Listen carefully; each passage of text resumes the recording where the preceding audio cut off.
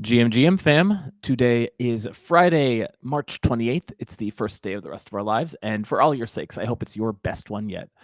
For our sake, it's going to be a fantastic one because we have a couple of amazing guests with a really interesting background for how this whole Llama party even came to be, which I'll talk about in just a second. But first, we want to get a little housekeeping out of the way. First off, do the usual, take a second to share this link, get it to everyone in your extended family. Let's get as many people watching this as we can because it's Friday. It's time to have a lot of fun. But also, we want to talk about some important things. We're getting rid of our QR code, so if this is your last minute to click on this and visit Frax.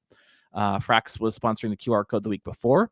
And in fact, the QR code was put up for auction last week, and we haven't had any live streams yet. So we're extending the winner of the QR code for an extra week so that they can have a little bit of bonus time. And in fact, it is Curve.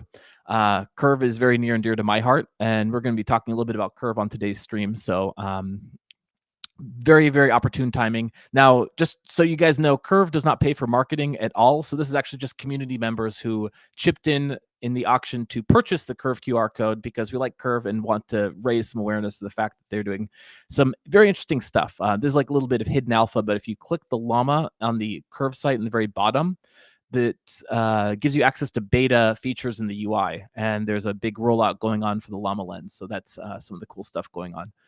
I mentioned that this is by way of the auctions, and I'm just going to pop over to the auction site because in 25 minutes on this stream, in fact, another big changing the guard is going to happen. We're going to have the Squid Pass expiring for the previous week and rolling over to whoever wins the Squid Pass for the future week. I have a preview of who it's going to be, so it could be a lot of fun. It could be a really good one.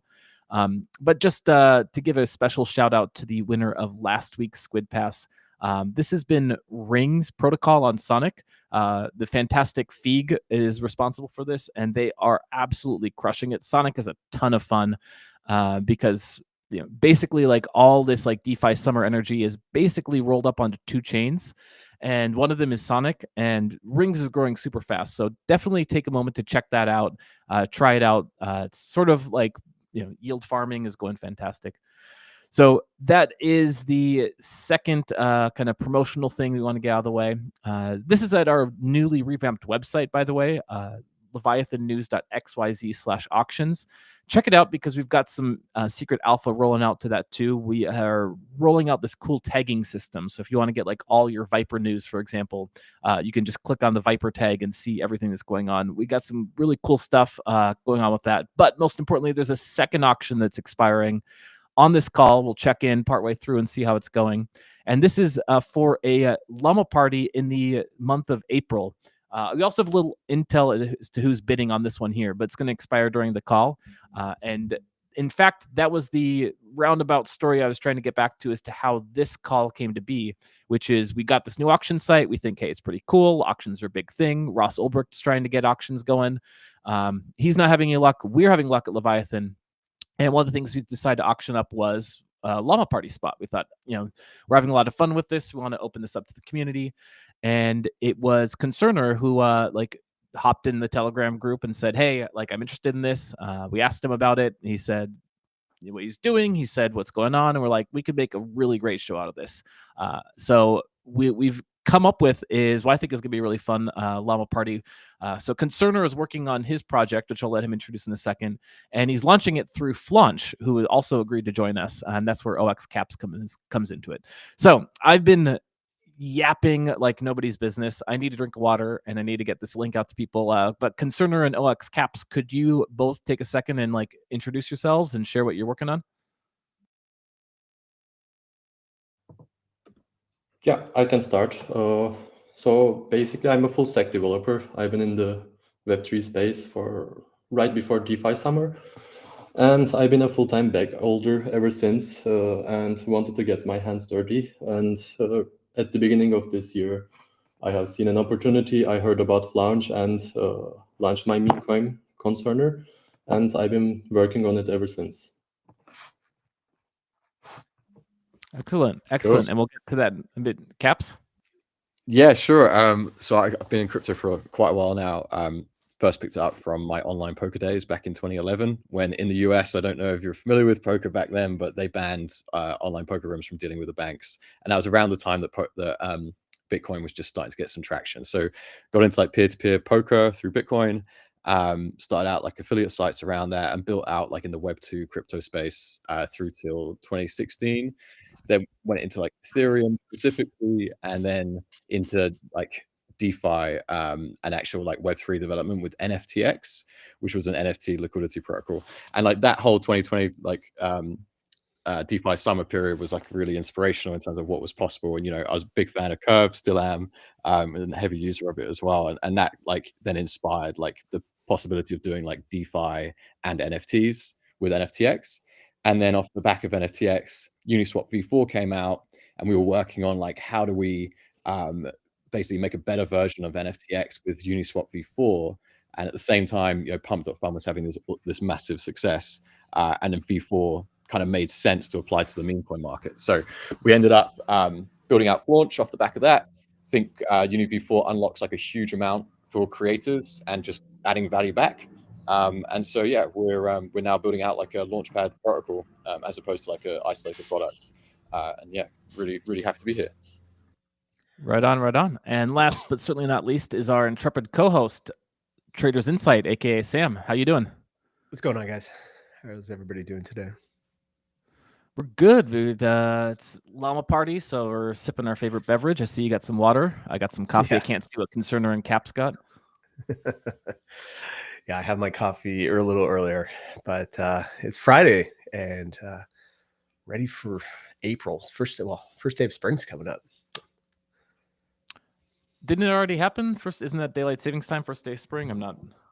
I thought it was April 1st. April 1st. It was Sunday. Yeah. Okay. All right. Finally, spring is in the air. Excellent. So I don't know if you caught their intro, but we got some heavy hitters today. So we got serious Web3 dev talent with Concernor and OX Caps with Flaunch. And the first question I have is for you, Mr. Concernor. You say you're launching a meme coin and you're working on it, but like, are you overthinking it? Like, I think there's like a million ways that you can just like go to a site, click a button, have a meme coin yesterday. We could probably get it done before the end of this call. Like, what's the special sauce of your project that you're working on that needs some like heavy hitter Web3 dev talent? I mean, to be honest, I'm not really heavy hitter, and I'm a glorified button clicker, basically, as you said. For me, it was just I really liked what the Flaunch was trying to do, and trying to figure out, like with the changing incentives, trying to figure out how I can actually bring more liquidity instead of just hoping for someone just pumps and I dump my coins. So I'm also trying to integrate with any and all of the Web3 tools that are out there. So trying to leverage as much as possible.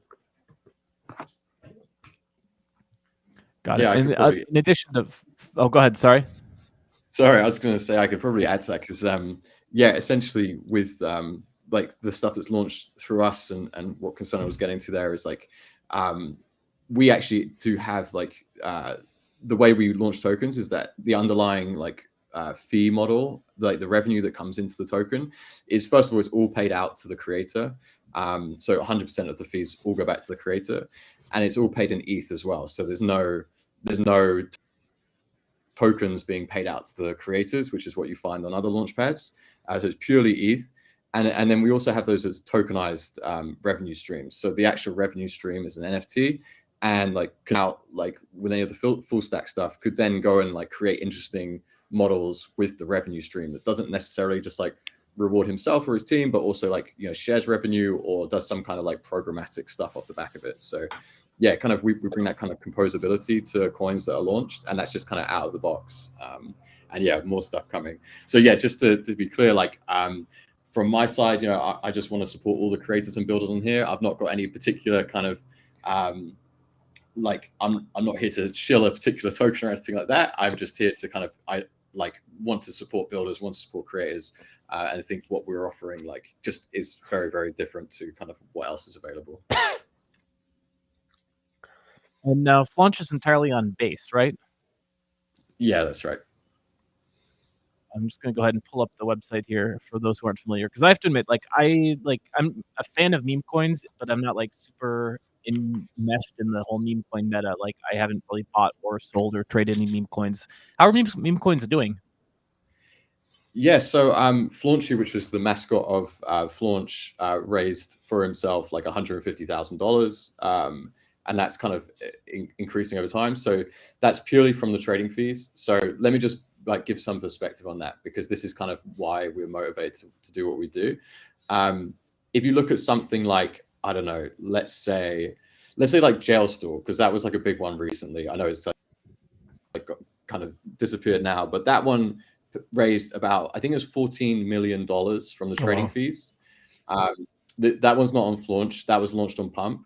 And the thing with that token, this is obviously just like a mimic coin on Flaunch, but the original was on Pump, and the $14 million there just went straight to the Pump team. I'm not against profit maximization, but like that's like full on, like take every like. Does it go to the Pump team, or does it just go back into the LP? So sorry, yeah. During the bonding period, it goes to the Pump team, and then like the LP, it goes to Radium, or the LP, I suppose, not the team.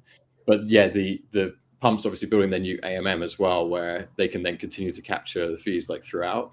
And yeah, that $14 million like will have just gone back to the creator, right? And then if they're being paid on every swap, there's the incentive to like then dump tokens to realize profit is reduced. They're much more inclined to just generate volume and go after the fees from that volume when they actually have access to the fees. So that was kind of like where we built this out, and that's what Flaunchy kind of demonstrated when Flaunchy, which is the AI mascot of Flaunch, when he launched it, it's like, you can self-capitalize these coins. Memes can become brands and franchises. Yeah, if you're big enough, you could become a network state. Like some of these revenues are like enormous and could fund a lot of like creativity and building. But instead, at the moment, those fees are either just like burnt or extracted.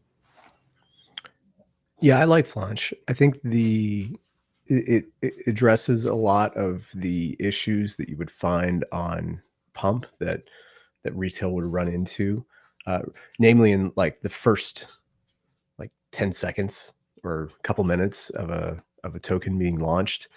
Just the insane amount of grifters and people stealing money by just creating tokens and then rugging 10 seconds after launch to take a few dollars out. Like, it's pretty terrible if over in the trenches there. I think it's probably gotten a little bit better, but you can just go watch new coins being created like minute by minute, and 99% of them go to zero within the first like couple of minutes. So I know with Flaunch, you guys have the system that allows everybody to get in at the same price, same fair price. And if there is no ability to like dump afterwards because everybody got the same price, there is no like, oh, okay, I created the coin and I can snatch up like 20% of the supply and then immediately like just insta dump it afterwards.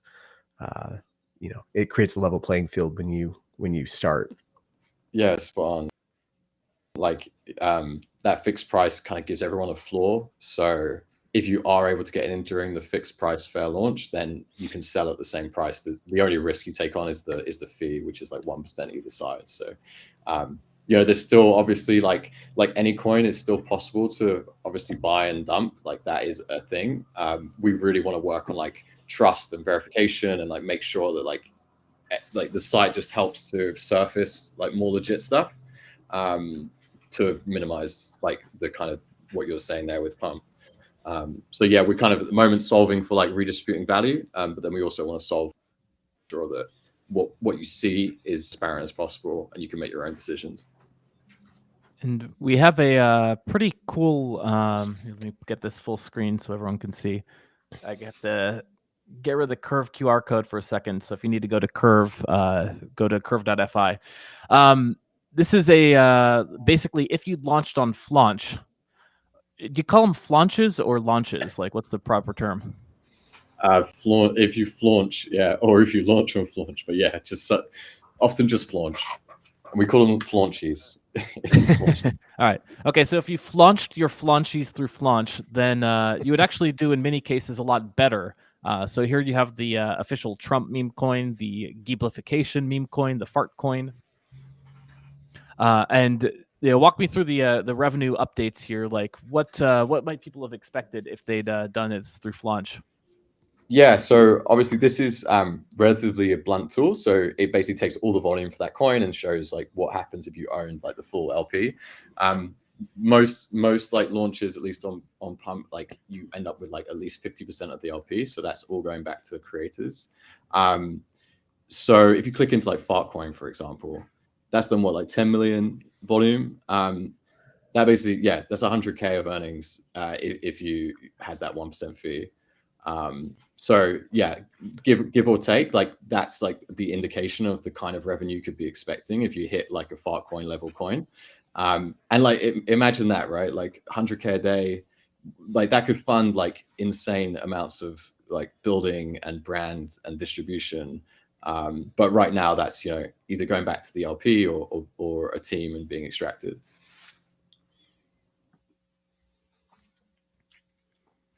Yeah, that's really cool. That's really cool. So I'm not even familiar with this Geeblification meme coin, but it does. Let me pull up the image while you guys are chatting. We were looking at Geeblifying the image that we produced for this. So, hold on, Sam, will I get that up? Do you want to ask a question? Yeah.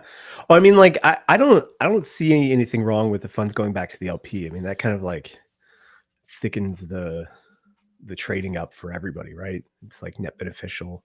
I guess the real issues is like with the Trump coin, when you have a team that launches their own token, kind of like outside of what Pump does, then they have the ability to extract the funds out of there on a daily basis, and they can just pull them out and put them in their pockets.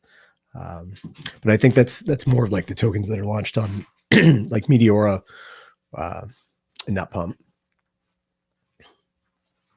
Yeah, having more liquidity is great. I mean, anyone can step in as an LP as well. So it's just like, where do those fees go? I mean, if you look at like Uniswap V3 positions, like it's the same kind of thing. Like the fees don't auto compound in the LP. It's like a claim thing that comes out separately.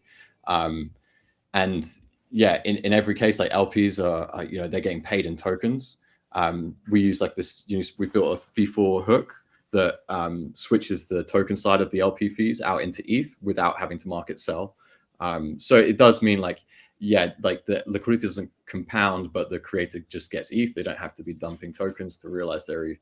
And they could always, you know, add LP back in. And that is one of the things we want to do. Like all these coins, they have like, you know, some percentage goes to the creator, and you can choose this at launch. So you could be like, right, I want to take 80% of all the fees and 20% I want to leave as like auto buybacks, or you can disable the auto buybacks. And then we want to work with teams like Bunny and others to like create like downstream liquidity that can come from the fees that have been raised. So that would allow like programmatic like liquidity to be deployed through kind of V4 Hook Pro. Because yeah, I agree with you there. Would you be able to talk more about what the V4 has enabled specifically for Flaunch? Because that's something that I'm really interested in that you guys are using this brand new system, which very few other teams have implemented. And it's really at like the core design of what Flaunch is and offers. Yeah, absolutely. Yeah, I'm curious to hear about this as well, because our friends, you know, some of our friends have also been building off Uniswap hooks, and it's been they report really amazing things from it. Yeah, man. Tell us about I was the world shilling, of hookers. I've been shilling V4 for so long, and like it was like a real surprise to like find out that at launch there was only like maybe 15 teams that were building on V4 at that point. And so it's like really small little contingent of us. But like where we use V4 mostly is like, first of all, we front run the swap fee calculation. So the swap fees actually never go through Uniswap. The swap fees all get front run by our hook. That does the kind of, first of all, pays out to the holder of the NFT. So that allows us to create a fee revenue stream, like the yield is like a transferable NFT, which I think is basically like what we're trying to do here is create a new money Lego for this. Like we see like financial applications that can come off the back of this. Like you like really simple example, you could put your fee revenue stream into a staking contract and have like people deposit their tokens and you can then rev share with everything. That's like one simple thing. You could even do like an NFT that's escrowed where you between like 1,000 different people. Feature that's coming where we're going to have fee split. So it's not just like the creator who gets the fees. They could split it between like, I don't know, all Pudgy Penguin holders. Like you could have like some very interesting like DAO-like structures come off the back of that. And that's like the kind of the big thing that V4 unlocked for us there.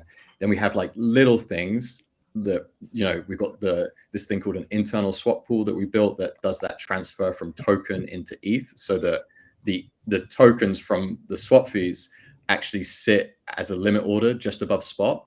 So when it comes to buy a token, the internal swap pool first like does a before swap check to see if the internal swap pool has any tokens for sale.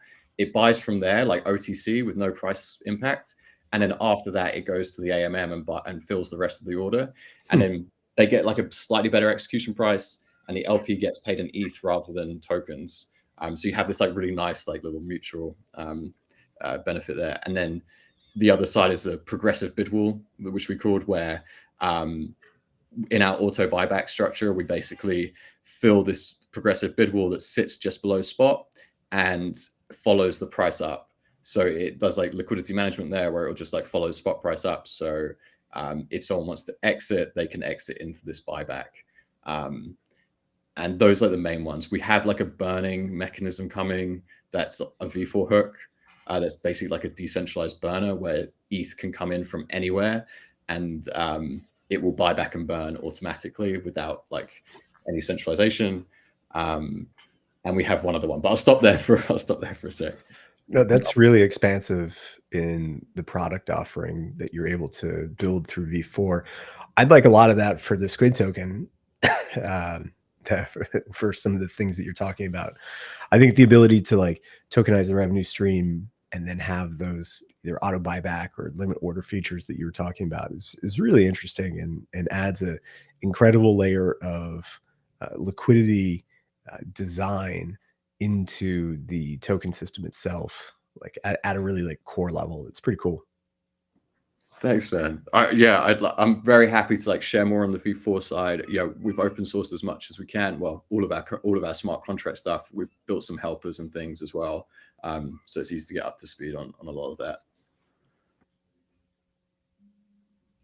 Yeah, it's super cool. That's super cool. So you'd mentioned that before the stream, like you had some questions about Curve, and I'm guessing that when you're launching Flaunch, or I guess flaunching Flaunch, you were going with these V4 hooks just because of the kind of extensibility that would give, and not so much because of any features of the Uniswap pools. Yeah, I think the extensibility for sure. I mean, there's some other cool stuff like the singleton contract, which just not such a problem on base, but like reduces gas fees quite significantly, especially for a mainnet deployment. And then also they had this donate feature, which when we were building out the NFTX like next version, is pretty cool in that what we were doing is we were creating value in the protocol through like interest rates, and this is on the NFTX version, and we were sending the revenue from the interest rates back to LPs through what they call a donate function, and that essentially any tokens you send through donate actually get paid out to LPs using the same swap fee calculation. So you can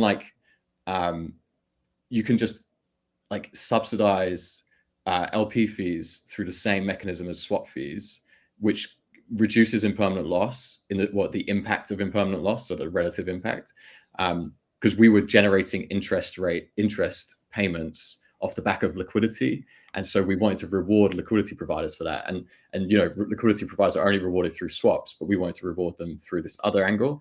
And so that's one area where it could bring back like DeFi summer in a way. You can imagine like food farms coming back for V4. There's some like interesting stuff that could be done there. So like V4 was the main choice just because extensibility, and being able to add value to LPs was like the main thing for us as well. We also, probably the other big hook that we do is that we rehypothecate all of the ETH in our liquidity. So we obviously give away all the fees back to users, right? So like we make nothing from the fees. And so the way we make our revenue is that all the ETH is actually lent out on Aave. So it's like 2% interest, like very, very low. But we have targets of like $1 billion TVL. That becomes quite significant, and so that's how we fund ourselves. So we're aligned with like growing TVL, and the creators are aligned with volume, so they can take all the fees from the volume. And then we also, and I could come on to this later, but we also have integration. So we have launch pads building on top of Flaunch, so you can create a launch pad that uses the Flaunch protocol and can take 100% of the fees for themselves as well. So we're trying to build that network. We other people to be focused on volume, and I think that's like a good like alignment for growth here.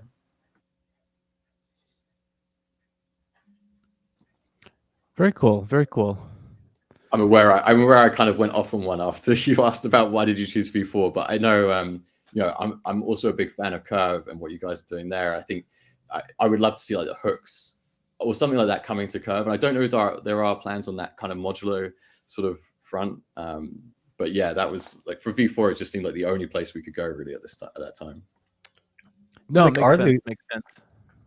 And I really don't think Curve has plans to do hooks. So, wait, just to get off topic here for 1 second, like, what is this new project that Michael's working on? It's I don't mean to hijack this thing, but like it's called yield basis. He raised like what, 5 million for it? He raised 5 million, and I don't know a ton more than you do. I know that he is basically trying to solve the problem of impermanent loss, which a lot of people have tried to get that done and failed. So if he actually does succeed, I think he's capable. I think he's smart enough that he might actually be successful at doing it.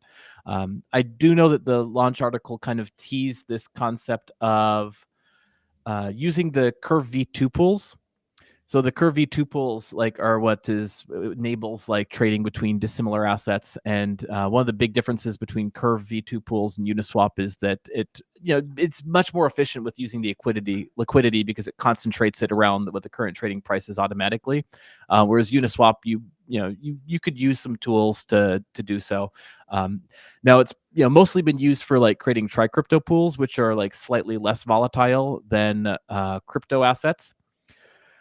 So right, like if you're just like looking at they're like slightly less volatile because they usually have a stable coin in there. It doesn't have to be the case, but because like the pools could theoretically be used for more volatile assets, my hunch is that he's trying to like use an application of the V2 pools to track, the problem with like impermanent loss is essentially that like it's incredibly volatile. So I think that he's thinking that like maybe tweak the parameters, maybe looking at what he's seen in like in live and how the tri-crypto pools can perform. He thinks maybe there's an application that could keep up with some of the volatility needed. I don't know. I do know that they also think that like meme coins have even more volatility, and thus might not like necessarily be a perfect application for Curve V2 pools, but I do know that the Squid ETH pool was launched using some custom parameters that Naga King created, which is in theory optimized for meme coin trading. So in theory, even though Squid is not really a pure meme coin, it could hypothetically trade like a meme coin. Thanks for going on that tangent for me.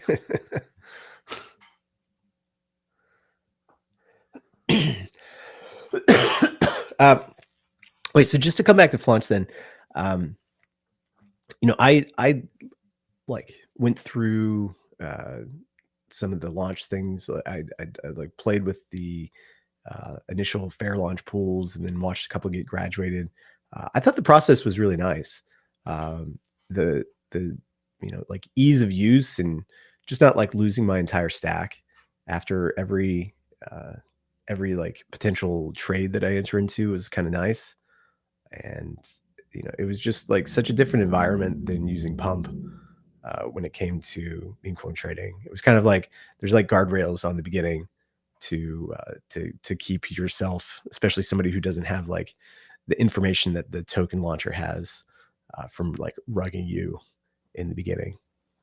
Yeah, exactly. Like you can kind of like ape safely in the first 30 minutes. You know, obviously if it's something popular, there are bots watching, right? And like snipers still exist. Like we haven't solved the snipers yet. We have ideas there, but there's another V4 hook we have for that we, you know, I think actually, to be fair, like has been attempted similarly with I don't know if you know Gatekeep. They did something similar where they essentially like have a dynamic fee that if you're buying too fast, like the fee goes up for everyone. Yeah. I think there's some interesting stuff to explore there, but it's a big UX change, right? Like you're trying to buy and like your price is the same, but the fee is now like, you know, 50% fee. Like it's a whole different like design pattern that I know with Gatekeep, they had like a lot of issues with users at the start. It's hard to kind of explain that to people.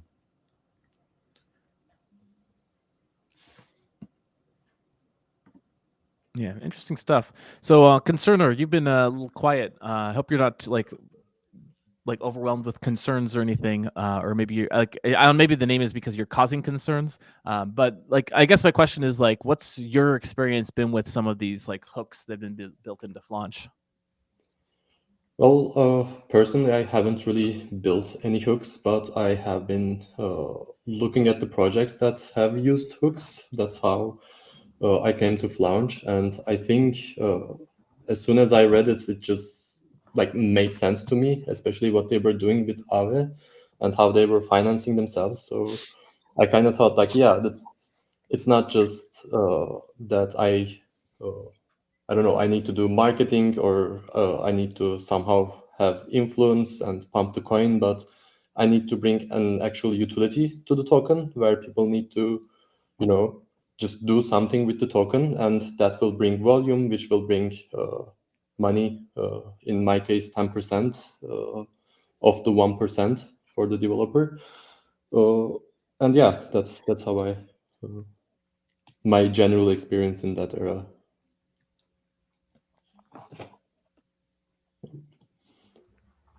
Excellent, excellent. And I was looking, you know, the screenshot I showed earlier, Flaunch, you already launched your meme coin. How's it doing? Flaunch is like AI agent meme coin Flaunchy. Yeah, I mean, he had a stellar launch and raised like just from the fees alone, kind of just about $150,000. Although that's at like current ETH prices, like going back to when we launched, which was pretty much at the very like day before markets started tanking. You know, it was significantly higher, but essentially that's allowing him to just fund his own buybacks, fund his own like development as well. So he's got plans to become like a lot bigger than he currently is. He works on X and Farcaster. You can launch tokens through him. We've got some pretty, I think, sweet ideas to develop him further. And yeah, I think just kind of a really good example of what it means when you have ownership of the fee stream. So yeah, we're doing some cool stuff there.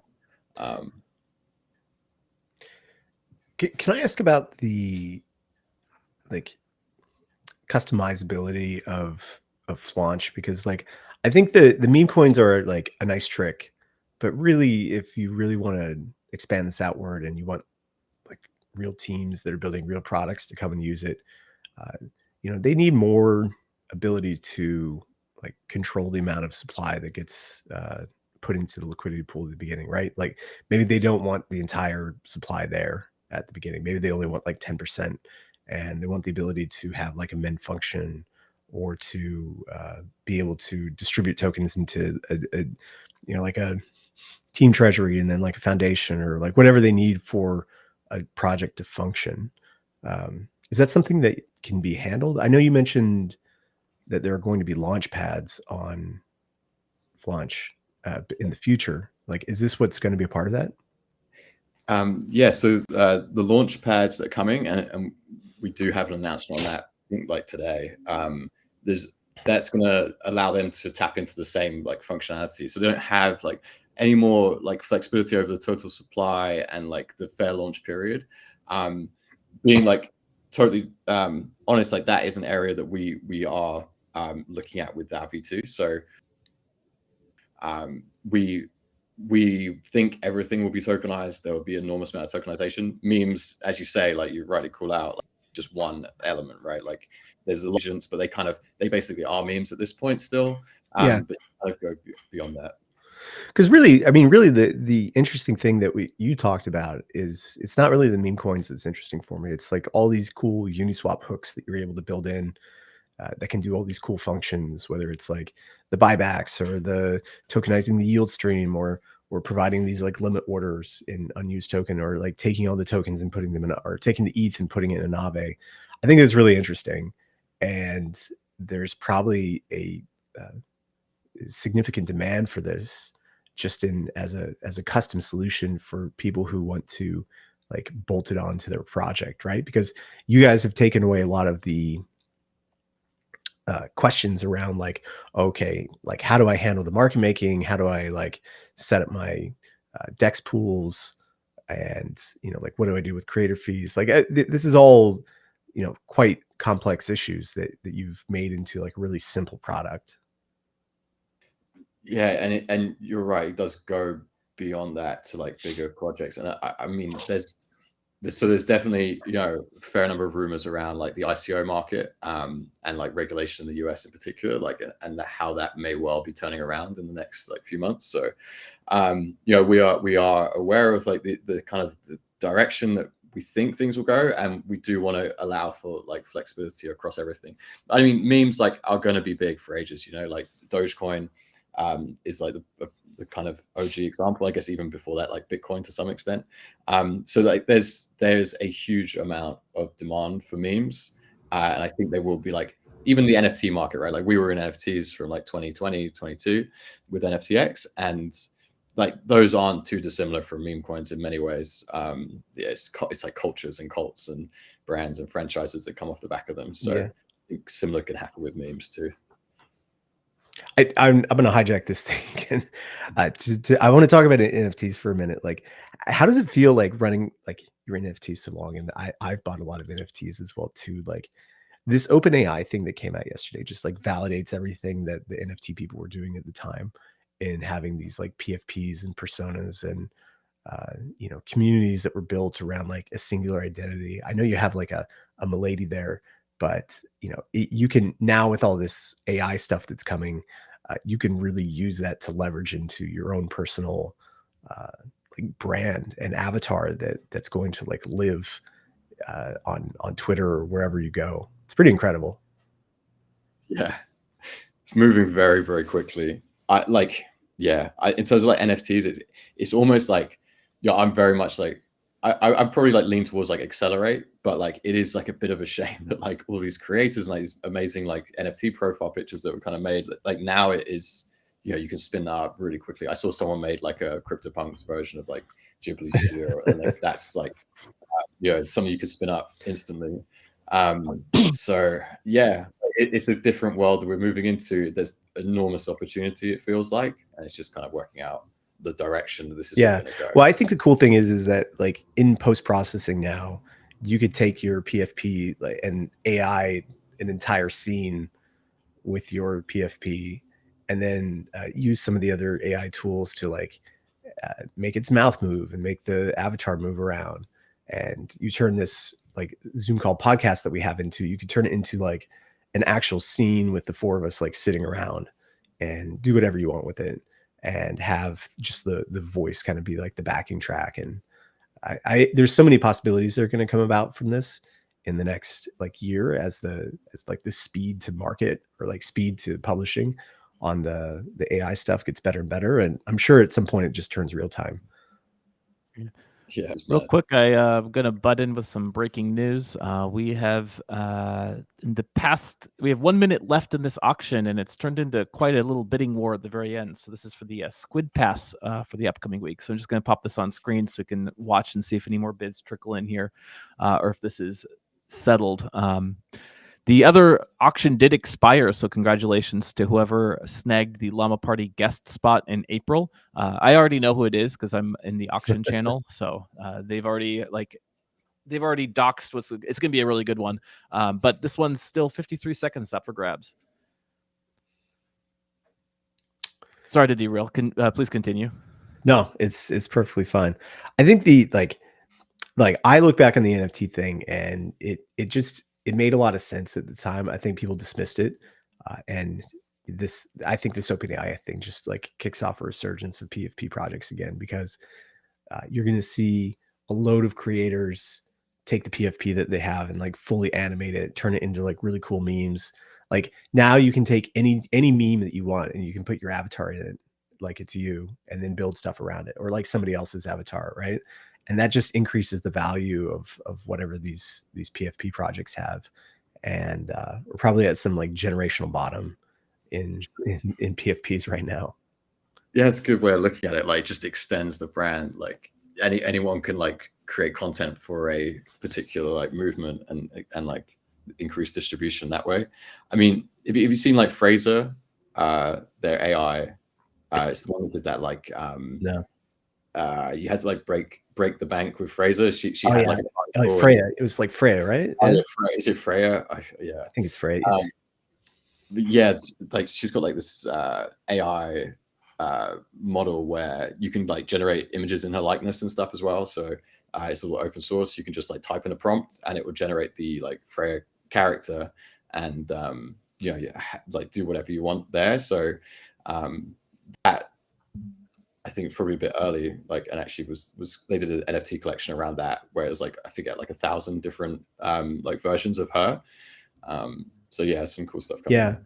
Like we've seen some of our guests previously that we've had on, I think it was the Premiere guys, have like the live streaming animations that fit on top of their avatar, which is pretty cool already. Like their mouth moves, everything in real time. But like the post-processing, like take any scene that you have and turn it into any style that you want is like the Ghibli thing is a nice trick, but we're going to see some like crazy stuff here in the next like month or even weeks or even days. Definitely. Yeah. I'm with you. I think that NFTs are kind of primed for a comeback. It seems like they really like have an interesting use case, and I think if we actually see like a proper bull market again, I think that like some of these like quote unquote blue chip NFTs that are super distressed are going to lead it. Yeah, and it's almost better for like the meme coins as well too, because now you can just come up with like a meme coin idea of some avatar or something else that you want, and then really generate like thousands and thousands of pieces of creative based off that one asset, whether it's like Twitter or TikTok or like really anywhere you can go now. You can have a voice and just like expand on that. Like I think the the best example that I've seen of this recently is the fat token. Have you seen this? No, I haven't. Oh, it's hilarious. It's unbelievably hilarious. And they've created this persona of these like fat black guys that like talk like Rick Ross, and they go places. They go to like Aspen, they go to the moon, they go to like all these different places, and they have the same voiceover all the time. It's incredibly funny. I think it's great. And we're going to start to see a lot more of that, just like the AI creative that comes from, like these like singular meme token stuff. And it's like perfect for a platform like Flaunch, because, like you guys take all the hard work out of the like token itself, and then people can just focus more on the creative output of whatever their meme coin is. Definitely. And we kind of took that this week to like, actually, you just brought it up here. Like this is our Web 2 launcher, where actually you don't even need like crypto, you don't need a wallet, there's no gas to pay. You just like add it like you would add to Imager, and just like it creates the coin on chain. So this is like gives you by default just like 80% of the revenue, and then the other 20% goes to these like automated buybacks. So yeah, purely you click a button. There's no transaction to sign or anything. It just does it all through an API. So we see like Web3 being big, but we also see Web2 being big. We want to kind of expand everywhere and create this like much bigger network and get all the benefits of a network effects that we'll have. So have you seen a ton of interest from the Web2 world? And like, can you talk a bit about like the process of how this works? Like, are you like using like Stripe, for example, and then using it to buy Ethereum on the back end? Like how exactly does this work? Yeah, so we are seeing, so I've spoken to like a bunch of different Web2 developers. And actually it came about from one of my conversations because they were like, I was talking about like our Web3 SDK. If they wanted to integrate, they could use the SDK. And they were just like, do you not just have like an endpoint I can just like send post requests to and just launch coins? And that like sparked the idea to be like, oh yeah, like we could build it out. So this is powered by Privy.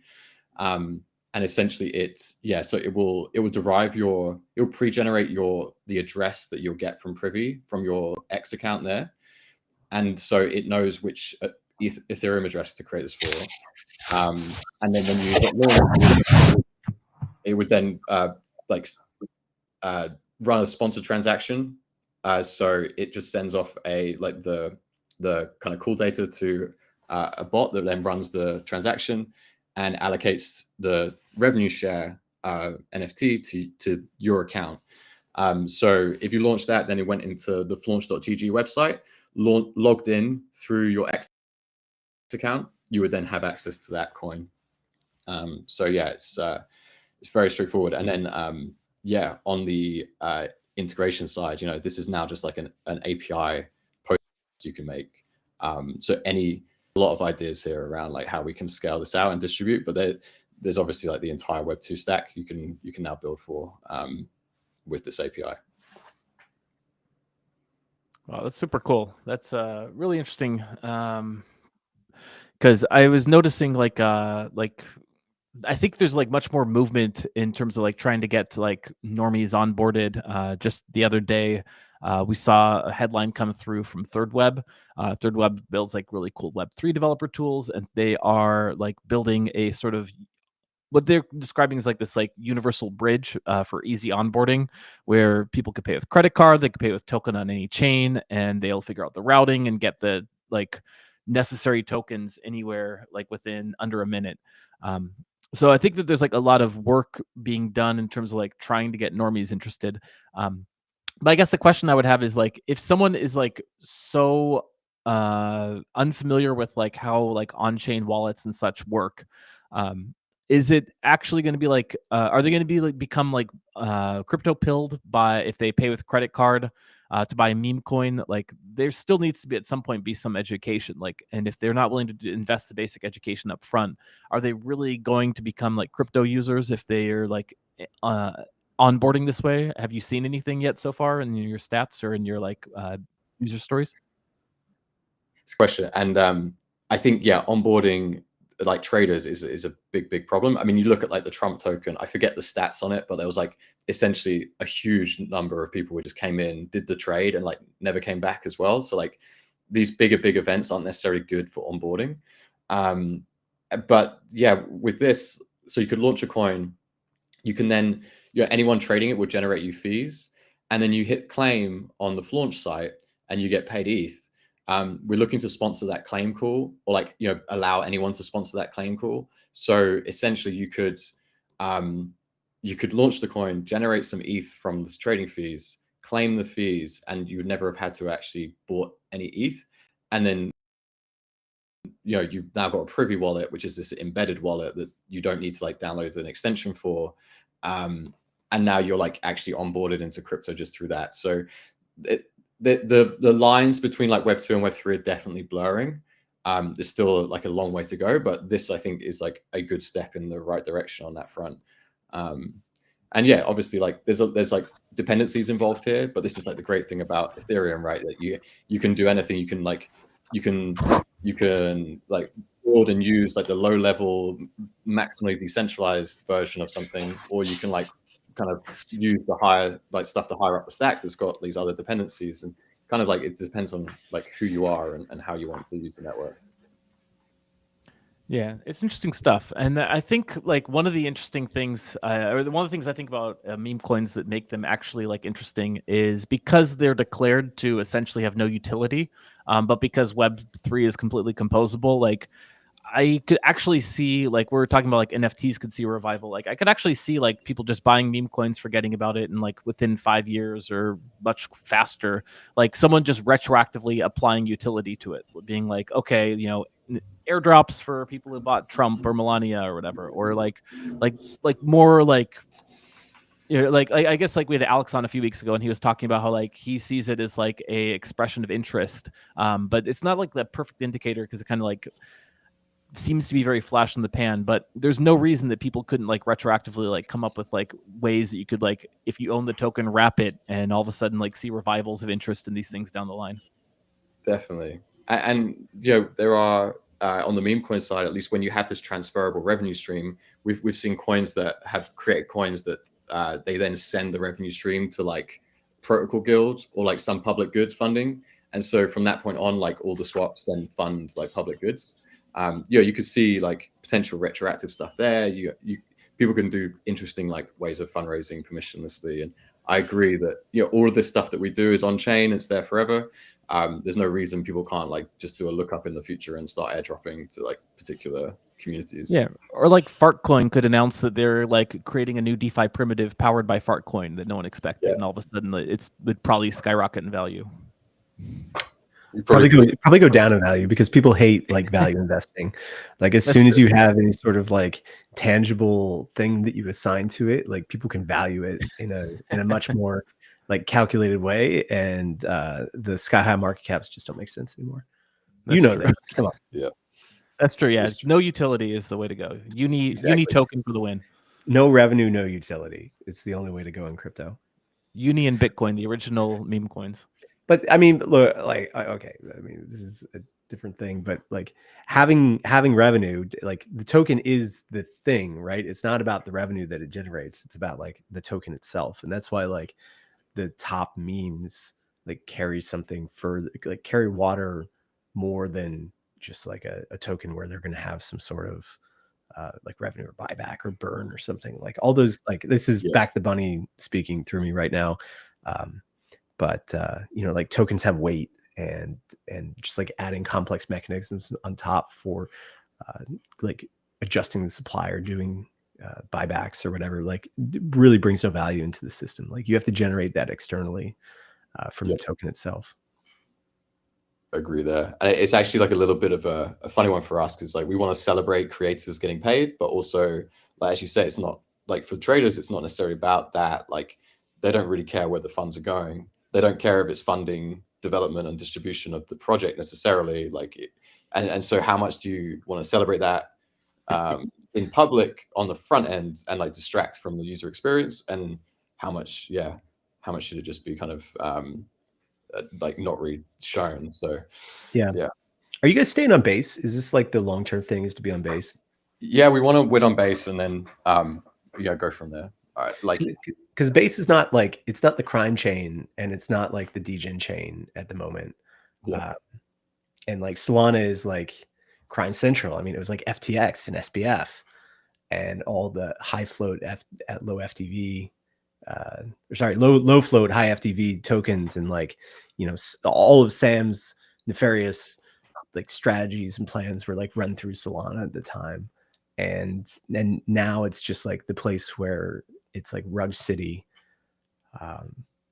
And base isn't like that. Base is a nice, happy place that's supported by Coinbase, and it's cool with builders, and people are there to like support each other, and not like max extract. Yeah, I mean, you do get that on base, but it's that nothing like the levels on Solana. I mean, from our point of view, a lot of the most successful coins aren't like crime coins, and like look at Dogecoin, some of this stuff, like Fartcoin as well to some extent. These are coins that could happen on base and can imagine them existing on base and driving like a lot of value. So yeah, like the users on base, like as an L2, like we need to use the EVM, and as the L2s go, like where gas is like close to zero, base is where the activity is, it's where the growth is. If Elon had not bought an undisclosed sum of Dogecoin, would it still command the presence that it does today?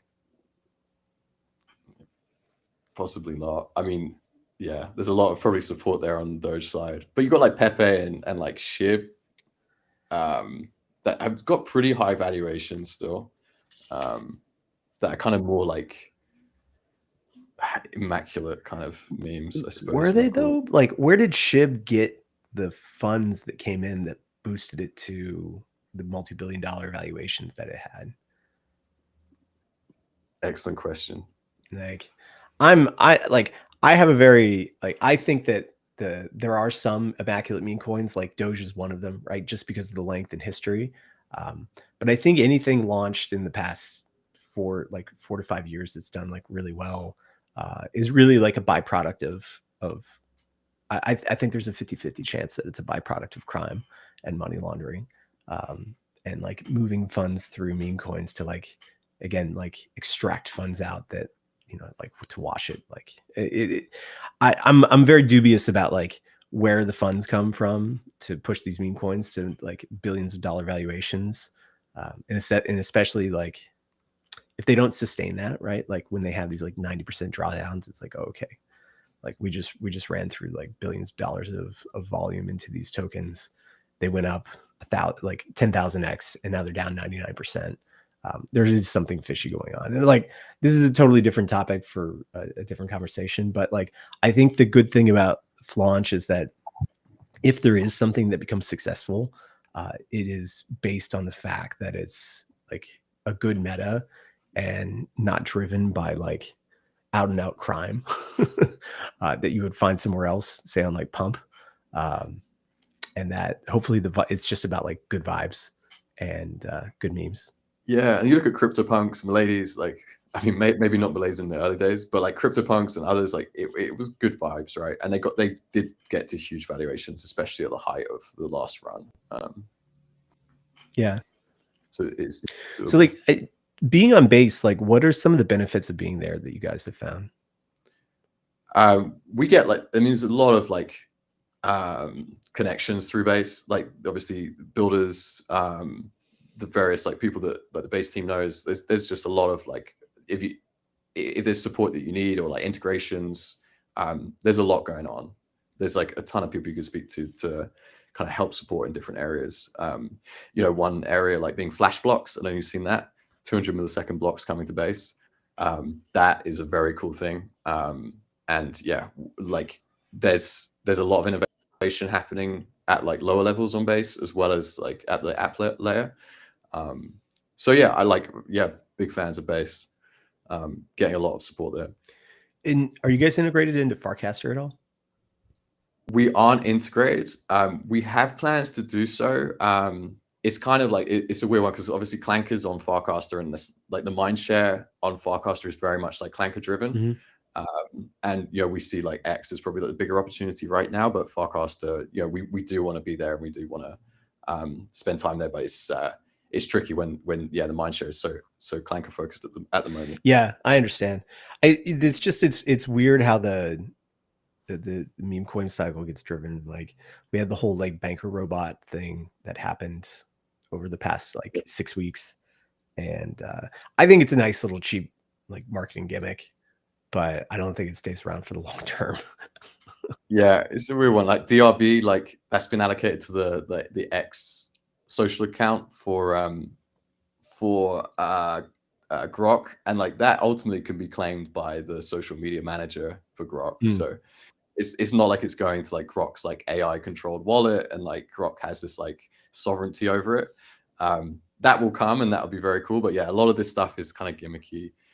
You know, don't get me wrong, like it's fun and exciting to see where it's going. But yeah, it's not quite the level some people maybe feel it is. Yeah. Yeah, the base experience is great. Like it's very nice. I like if I was a Coinbase user, which I'm not, I think that would be like the place that I would spend most of my time. Yes. I'm a Coinbase fan. I've been a member of Coinbase for like a long time, and they have always been pretty good to me. So I know that some people like complain, but I'm a fan of Coinbase and Base. I'm anti Coinbase now because they kicked me off the platform back in like 2018 for like reasons they won't tell me, and it's like I'm very like pro Kraken now. Is there something we need to know about you? Are you talking about crime coins? Were you doing some crime coins? Always. There were no coins back then. It was like I sent some Bitcoin to myself to cash out, and straight to jail. Actually, just getting my Coinbase account shut down and having no recourse to get it open again. Good stuff. Earlier, I was teasing. I finally got this image in a place where we could show it. So we were talking earlier about the Ghiblification of everything. And we, here's our Llama party art that we generated for it. It looks pretty good.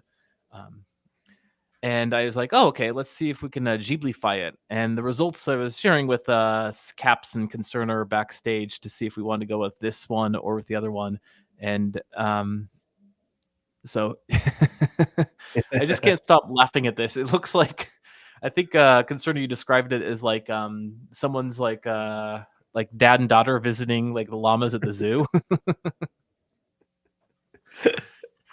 It's just I can't stop. I mean, I feel like it misunderstood me. I can't stop cracking up. I mean, I compare the profile pic. It's kind of a good likeness, but it doesn't really get Milady's. No, or maybe it does. Yeah, I know. Yeah. I look like whether it could do Milady style, but yeah, it's not there with like the Neo Chibi stuff. I bet it could do Milady style. If you gave it the Milady as like a reference photo, it could do it. Well, this was with the Milady as a reference photo. It just, but yeah, it was not. You probably need to like prompt it in a certain way. So that's everyone's challenge out there if you choose to accept it.